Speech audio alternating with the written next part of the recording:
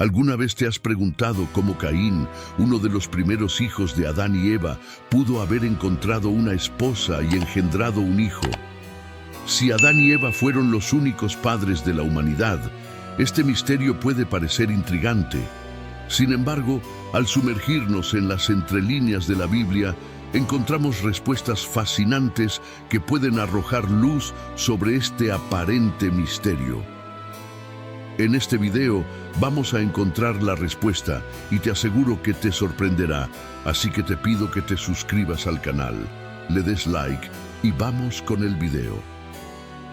La creación de Adán y Eva es uno de los eventos más significativos en la narrativa bíblica, marcando el inicio de la humanidad. Según el relato de Génesis, Dios creó a Adán del polvo de la tierra y le dio vida al soplar en sus narices. Luego, Dios hizo a Eva a partir de una costilla de Adán, estableciendo la primera unión matrimonial y el comienzo de la humanidad. Esta creación no fue solo el comienzo de la vida, sino también el inicio de la relación entre Dios y la creación, sentando las bases para la historia bíblica que seguiría. Después de la creación de Adán y Eva y el establecimiento de su vida en el jardín del Edén, comenzaron a tener hijos.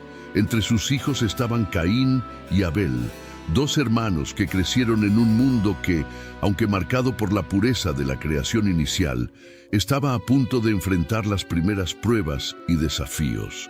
Caín se convirtió en agricultor, dedicándose al cultivo de la tierra, mientras que Abel se hizo pastor de ovejas, cuidando de sus rebaños. La Biblia relata que, con el paso del tiempo, ambos hermanos decidieron hacer ofrendas a Dios como expresión de adoración y gratitud. Caín ofreció fruto de la tierra como ofrenda, mientras que Abel presentó lo mejor de su rebaño, ofreciendo las partes más gordas y valiosas de las ovejas. Este acto de devoción fue realizado con un corazón sincero, reflejando la excelencia y dedicación de Abel hacia Dios. Sin embargo, el Señor miró con favor la ofrenda de Abel, pero no aceptó la ofrenda de Caín. La razón exacta para esta diferencia no se detalla en la Biblia, pero se interpreta como una cuestión de actitud y calidad del presente ofrecido.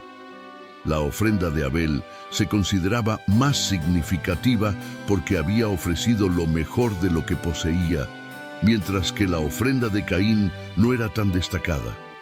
Esta aceptación y rechazo de las ofrendas generaron un profundo descontento y enojo en Caín. Sintiendo frustración y desmoralización, Caín no solo se abatió, sino que su ira se transformó en envidia y rencor contra su hermano Abel.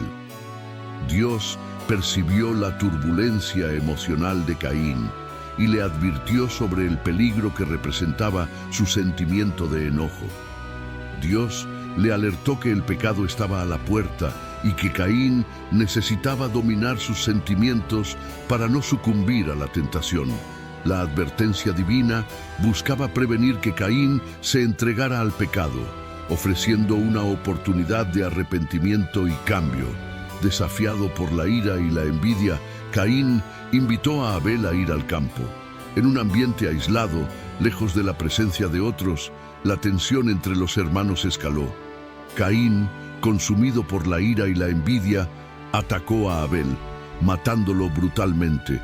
Este acto de violencia marcó la primera muerte registrada en la historia de la humanidad y trajo una nueva dimensión de pecado y sufrimiento al mundo creado por Dios. Después del asesinato, Dios confrontó a Caín y le preguntó por el paradero de Abel. Caín, intentando ocultar su crimen, respondió con indiferencia: «No sé. ¿Acaso soy yo el guardián de mi hermano?». La respuesta de Caín no solo demostró su intento de escapar de las consecuencias de su acto, sino que también reveló su falta de arrepentimiento y responsabilidad.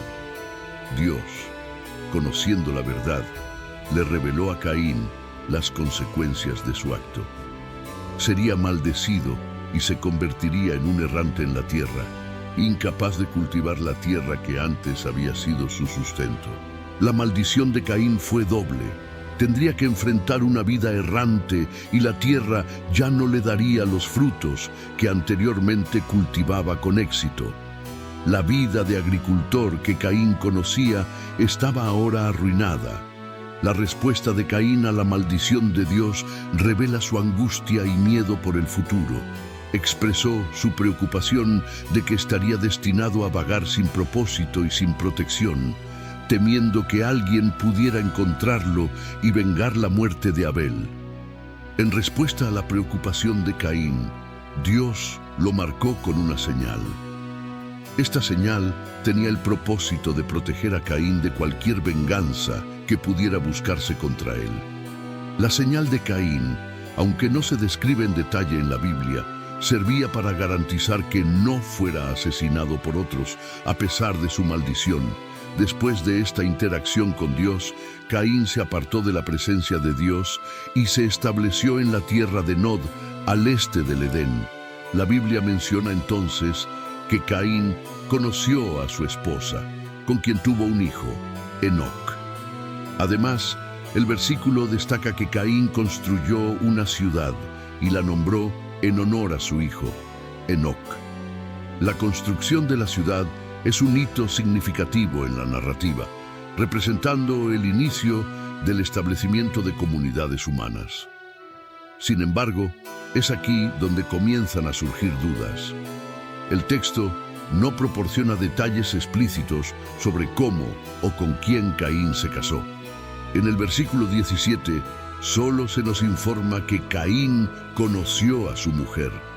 La posibilidad de que existieran otros seres humanos en la época de Caín, además de Adán, Eva, Caín y Abel, es una interpretación que busca llenar los vacíos en la narrativa bíblica y abordar cuestiones relacionadas con la expansión de la población humana.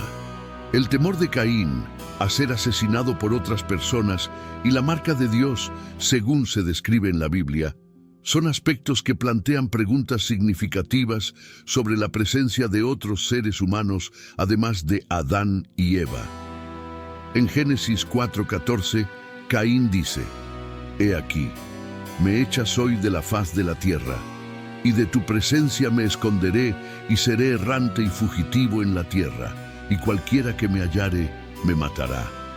Este temor es intrigante, ya que parece indicar la existencia de una población lo suficientemente significativa como para que Caín estuviera preocupado por la posibilidad de ser encontrado y castigado por un grupo de individuos. En el siguiente versículo, la Biblia menciona: «Y le respondió el Señor: no será así. Cualquiera que matare a Caín 7 veces será vengado». Entonces el Señor puso una señal en Caín para que no lo matase cualquiera que le hallara. Estas evidencias nos ayudan a entender que, en el contexto de la narrativa bíblica, la tierra ya podría haber estado habitada por una población más amplia, además de la familia de Adán y Eva.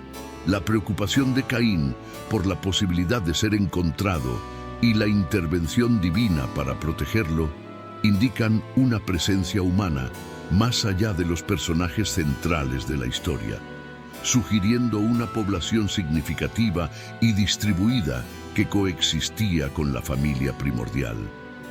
Una de las interpretaciones menos aceptadas sugiere que, además de la familia de Adán y Eva, Dios podría haber creado a otros seres humanos de manera independiente. Los defensores de esta teoría argumentan que, para explicar la rápida multiplicación de la población humana descrita en la Biblia, sería necesario un número significativo de individuos, algo que sería difícil de alcanzar solo con los hijos e hijas de Adán y Eva. Esta interpretación busca reconciliar la narrativa bíblica con las evidencias arqueológicas y antropológicas que indican la presencia de comunidades humanas más extensas en la antigüedad. Tales evidencias, como la existencia de sociedades complejas y vestigios de habitación humana datados en períodos tempranos, parecen sugerir un escenario poblacional más amplio. No obstante, Es crucial notar que esta interpretación sigue siendo especulativa y no está explícitamente respaldada por el texto bíblico. La narrativa de Génesis se centra en la historia de la familia de Adán y Eva, sin hacer mención directa a otros grupos humanos contemporáneos. La Biblia no ofrece detalles adicionales sobre la creación de seres humanos fuera del ámbito de la familia primordial, limitando la discusión a un relato más enfocado y específico. Por lo tanto, aunque esta teoría intenta alinear la narrativa bíblica con descubrimientos científicos, no está confirmada por el texto sagrado y sigue siendo una hipótesis debatida entre estudiosos y teólogos. Por otro lado, la teoría más aceptada es que Caín podría haberse casado con una hermana o sobrina, basándose en las prácticas culturales y en el contexto de la época descritos en la narrativa bíblica. La Biblia, en Génesis, no especifica que Adán y Eva solo tuvieran a Caín y Abel como hijos. De hecho, en Génesis 4:1, Eva menciona: «He adquirido un varón con la ayuda del Señor», refiriéndose a Caín. Pero no hay una declaración similar después del nacimiento de Abel, lo que sugiere que podrían haber nacido otros hijos entre estos eventos. Esta ausencia de mención explícita a otros hijos e hijas entre Caín y Abel ha llevado a algunos estudiosos y teólogos a especular que Adán y Eva tuvieron una prole más extensa de lo que se narra directamente. La comprensión cultural e histórica de la época indica que las familias a menudo eran grandes y la falta de una restricción específica en el texto bíblico permite la posibilidad de que Caín se haya casado con una hermana o pariente cercana. Esta interpretación se refuerza con la referencia a otros hijos e hijas de Adán y Eva en Génesis 5:4, después del nacimiento de Set, que afirma: «Y Adán tuvo hijos e hijas». Esta mención sugiere una descendencia más amplia, además de los hijos mencionados individualmente. Así, el texto bíblico no limita la prole de Adán y Eva solo a Caín, Abel y Set, permitiendo una interpretación más amplia sobre la extensión de su familia. Es importante destacar que, en ausencia de una población significativa fuera de la familia de Adán y Eva, la idea de que Caín se casó con una hermana surge como una explicación plausible para poder dar continuidad a la humanidad. En el contexto cultural y temporal de la narrativa bíblica, el matrimonio entre hermanos o parientes cercanos era considerado aceptable e incluso necesario para la propagación de la humanidad. Esta interpretación es coherente con las circunstancias únicas descritas en la Biblia, que no prohíbe explícitamente el matrimonio entre hermanos en la etapa inicial de la historia humana. Al contrario, la Biblia presenta diversos ejemplos de matrimonios entre parientes cercanos. Un ejemplo notable es el caso de los hijos de Noé. Después del diluvio, Noé y su esposa, junto con sus hijos Sem, Cam y Jafet, eran los únicos sobrevivientes. Para repoblar la tierra, los hijos de Noé tuvieron que casarse entre sí o con sus hermanas, dada la ausencia de otras personas disponibles. Otro ejemplo importante es el matrimonio de Abraham con Sara, su media hermana. La narrativa bíblica en Génesis 20:12 confirma que Abraham y Sara compartían el mismo padre, siendo medio hermanos. En esa época, los matrimonios entre parientes cercanos, como medio hermanos, eran aceptados y a menudo necesarios para mantener la continuidad de la línea familiar. Isaac, hijo de Abraham, también siguió esta práctica al casarse con Rebeca, quien era su prima de primer grado. El matrimonio entre primos era común y reflejaba las normas culturales de la sociedad antigua. De igual manera, Jacob, nieto de Abraham, se casó con sus primas Lea y Raquel. Estos matrimonios, aunque hoy puedan parecer inusuales, eran normas establecidas en la cultura y el contexto histórico de la época. Es crucial notar que las leyes que prohibieron el matrimonio entre parientes, como se describe en la ley mosaica, se establecieron mucho tiempo después de estos eventos, alrededor de 2500 años después de la creación de Adán y Eva. Estas leyes, que forman parte de la alianza dada a Moisés, establecieron estándares éticos y sociales más restrictivos, reflejando la evolución de las normas culturales y la necesidad de mantener la salud genética y el orden social en una sociedad más compleja. La narrativa bíblica se centra frecuentemente en la historia de Caín y Abel, dos de los hijos más conocidos de Adán y Eva. Es interesante cómo las tradiciones judías y cristianas, en muchas ocasiones, tienden a dejar de lado las historias de personajes secundarios, dando más destaque a las narrativas más dramáticas. Esta tendencia a veces oscurece la presencia y los destinos de los otros hijos e hijas de esta primera familia de la humanidad.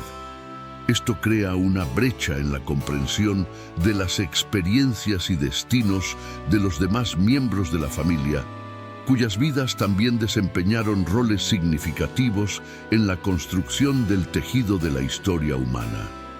A pesar de que la Biblia, en Génesis 5, versículo 4, menciona que Adán y Eva tuvieron otros hijos e hijas, además de Caín y Abel, parece que la ausencia de nombres específicos en la Biblia para estas hijas contribuye a que sus historias sean marginadas, manteniéndolas en el anonimato mientras Caín y Abel asumen roles centralizados. Por otro lado, es perfectamente comprensible que la Biblia no pueda abordar la vida de todos los personajes. Es prácticamente imposible describir la vastedad de información, desde la creación del mundo hasta el fin de los tiempos, en un solo libro. En este sentido, surgieron libros secundarios, como el Libro de los Jubileos, que aunque no es ampliamente reconocido, emerge como una fuente alternativa que explora detalles sobre algunas figuras menos conocidas, incluidas las hijas de Adán y Eva. Estos personajes olvidados, por así decirlo, proporcionan una perspectiva más amplia sobre la extensa descendencia de la primera pareja. Sin embargo, es fundamental destacar que el Libro de los Jubileos es considerado apócrifo, es decir, no forma parte oficial del canon de la Biblia judía o cristiana. En términos simples, no se considera una escritura sagrada por las principales tradiciones religiosas, principalmente debido a la falta de consenso sobre su autoría y origen, además de interpretaciones que divergen de las versiones más aceptadas. Aún así, la relevancia histórica del Libro de los Jubileos no puede ser subestimada.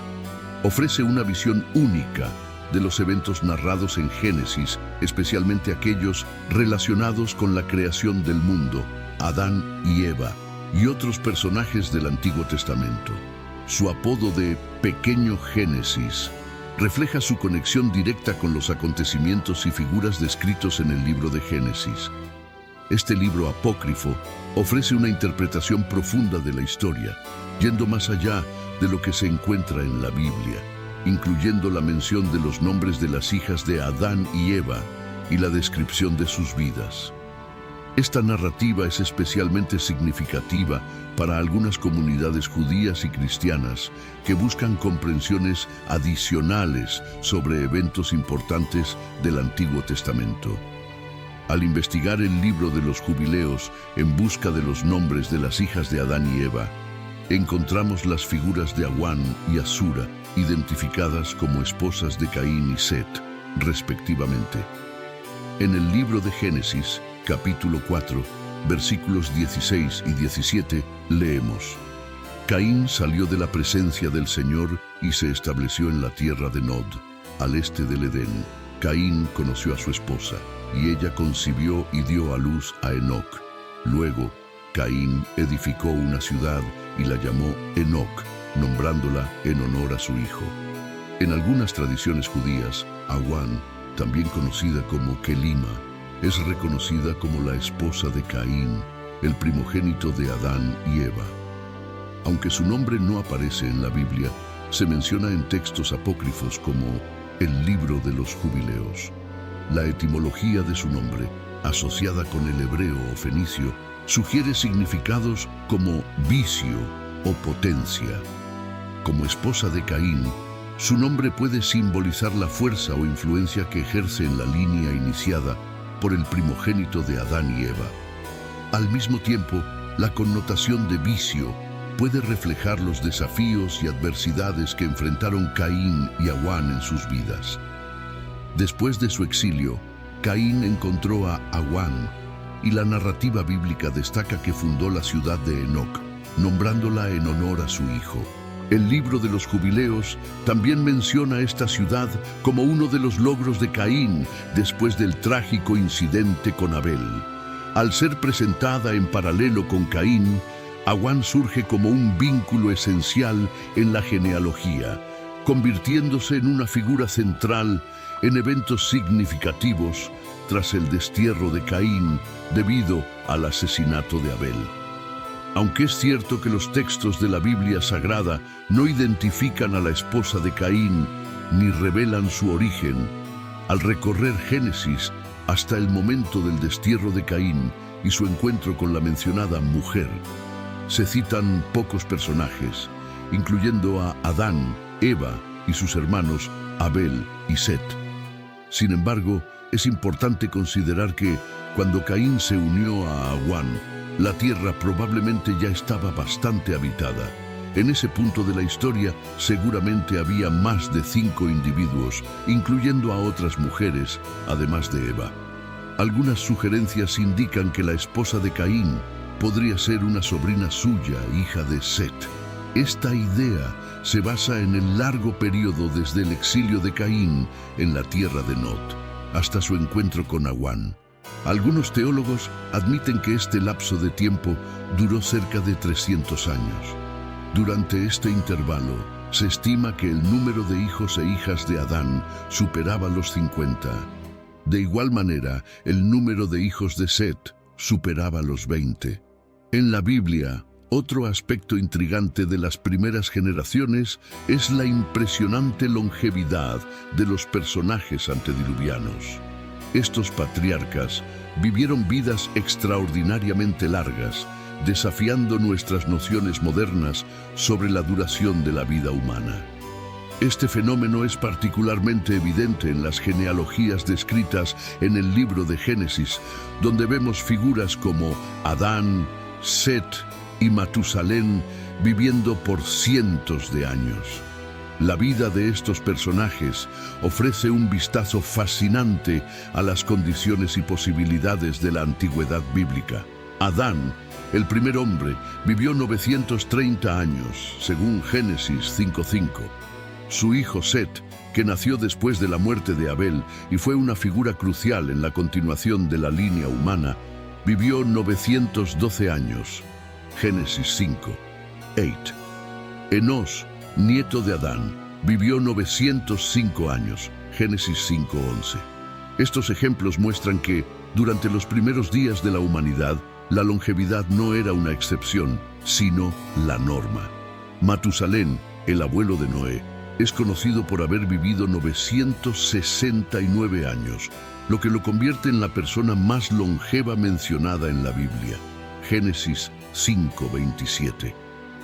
Varias teorías intentan explicar esta longevidad excepcional. Una de las explicaciones propuestas es la idea de un ambiente primordial perfecto, donde condiciones climáticas, atmosféricas y ambientales podrían haber contribuido a una vida más larga. Según esta visión, la atmósfera de la Tierra antes del diluvio podría haber ofrecido una protección adicional contra radiaciones nocivas y otros factores que normalmente contribuyen al envejecimiento. Otros estudiosos sugieren que la genética de los primeros seres humanos era diferente y más robusta, permitiendo una vida más larga. Además, algunas interpretaciones bíblicas apuntan a cambios divinos o modificaciones en las leyes naturales después del diluvio. Según Génesis 6:3, Dios declaró que «Mi espíritu no contenderá para siempre con el hombre, porque él también es carne. Sin embargo, sus días serán 120 años». Esta declaración podría indicar una reducción planificada en la longevidad humana después del diluvio, lo que correspondería a la disminución gradual de la duración de la vida observada en las generaciones siguientes. Después del diluvio, las edades de los personajes bíblicos disminuyen significativamente. Abraham, por ejemplo, vivió 175 años, Génesis 25:7, y Moisés, que es uno de los personajes más conocidos del Antiguo Testamento, vivió 120 años, Deuteronomio 34:7. Esta disminución progresiva puede atribuirse a varios cambios. Una explicación común es que la alteración en las condiciones ambientales después del diluvio tuvo un impacto significativo en la longevidad. Otro factor podría ser el declive gradual de la calidad genética de las generaciones siguientes, debido a los matrimonios consanguíneos. La disminución de la longevidad también puede reflejar cambios en los planes divinos y en las condiciones de la humanidad. Algunos estudiosos creen que Dios ajustó la longevidad humana para adecuarse a los nuevos tiempos y a las nuevas realidades del mundo postdiluviano, donde la necesidad de vidas tan largas se volvió menos relevante. Podemos concluir que, cuando Caín consideró casarse, había varias hermanas y sobrinas disponibles, lo que no le dificultó encontrar una esposa consanguínea. Esta práctica de matrimonios entre hermanos consanguíneos, como mencionamos anteriormente, persistió durante un largo periodo. Solo con el aumento significativo de la población, las relaciones sexuales entre parientes cercanos fueron prohibidas con el objetivo de prevenir consecuencias negativas, como el riesgo de defectos genéticos y problemas de salud derivados del apareamiento consanguíneo. La Biblia deja claro que toda la raza humana desciende de Adán y Eva, y cualquier teoría contraria carece de fundamento bíblico, como está expresado en Hechos 17, versículo 26. De un solo hombre hizo todas las naciones del mundo, para que habitaran sobre toda la faz de la tierra, y determinó los tiempos señalados y los límites de su habitación. Esta perspectiva aclara la dinámica de las relaciones en esa época y la formación de la humanidad a partir de una única pareja original. La otra hija de Adán y Eva, detallada en el libro de los Jubileos, conocida como Asura, es reconocida como la esposa de Set, el tercer hijo de Adán y Eva. Su asociación simbólica con el cielo azul, o lapislázuli, insinúa una pureza celestial, y su nombre es un reflejo de la singularidad que representa en la narrativa. Como esposa de Set, Asura influye directamente en la continuidad de la línea justa, contribuyendo a la preservación de las virtudes y valores deseados en la genealogía bíblica. Cabe recordar que Set nació después de la muerte de Abel. Eva creía que él había sido designado por Dios para establecer una nueva descendencia, en sustitución de Abel, asesinado por Caín. Según estas tradiciones, Asura fue inicialmente la esposa de Abel y quedó viuda tras la muerte de este. Poco después se casó con Set, y de esa unión surgieron descendientes notables. Set es un personaje clave en la genealogía bíblica y desempeña un papel significativo en la continuidad de la línea justa tras el tumultuoso episodio que involucró a Caín. Su unión con Asura resultó en contribuciones que moldearon eventos clave en la Biblia. Entre los hijos de Set destaca Enós, cuyo nombre significa hombre frágil. Enós es reconocido por haber sido el primero en desarrollar la costumbre de invocar el nombre del Señor, estableciendo una conexión espiritual que se convertiría en una práctica central en las tradiciones religiosas posteriores. Además de Enós, Enoc, hijo de Set, figura como una de las personalidades notables de esta línea. Enoc es conocido por su excepcional cercanía con Dios, al punto de caminar con Dios, según el relato bíblico. Su vida de rectitud y comunión directa con el divino destaca como una contribución singular, representando un ejemplo de devoción que trascendió su época. Debido a estos factores, Enoc fue uno de los únicos seres humanos que no experimentó la muerte, sino que fue llevado directamente a Dios. Sin embargo, una de las contribuciones más destacadas de la descendencia de Set es Noé, el justo constructor del arca durante el diluvio. Noé, hijo de Lamec y nieto de Set, fue elegido por Dios para preservar a la humanidad y la diversidad de las criaturas durante el cataclismo global. Su obediencia y fe, registradas en la narrativa del diluvio, delinean la importancia de la línea de Set en la realización de los planes divinos para la redención de la humanidad. Cada individuo de esta genealogía desempeñó un papel crucial en la construcción del legado humano y en la preservación de la fe y la justicia en medio de los desafíos que enfrentaron sus generaciones. Las tradiciones religiosas, especialmente al explorar las genealogías de Caín y Awan, en contraste con Set y Asura, ofrecen una intrigante dualidad en la condición humana, expresada a través de elecciones morales y espirituales. Caín, como el primogénito de Adán y Eva, protagoniza una trayectoria marcada por elecciones que reflejan la falibilidad humana. En contraste, la genealogía de Set y Asura ofrece una narrativa de elecciones morales y espirituales más alineadas con la voluntad divina. Estas dos genealogías, a pesar de sus marcadas diferencias, poseen su importancia y reflejan la dualidad inherente a la condición humana, donde las elecciones morales y espirituales moldean el destino de las generaciones posteriores. Aquí enfatizo una vez más que el libro de los Jubileos es considerado apócrifo, lo que significa que no es reconocido oficialmente por las principales tradiciones religiosas, tanto judías como cristianas.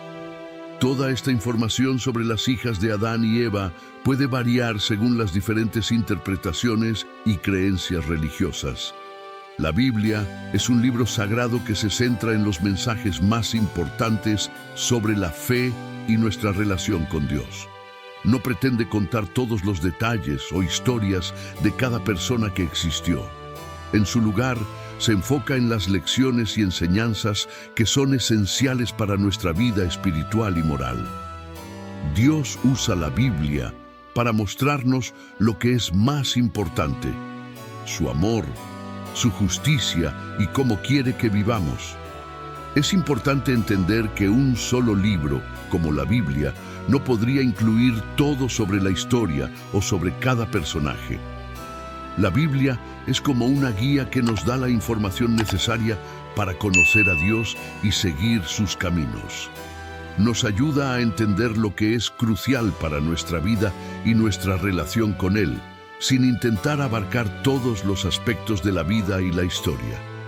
Los planes de Dios son perfectos, pero también son más grandes de lo que podemos comprender completamente.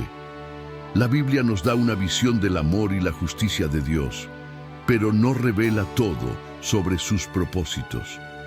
En Isaías 55, 8-9, leemos que, porque mis pensamientos no son vuestros pensamientos, ni vuestros caminos mis caminos, dice el Señor.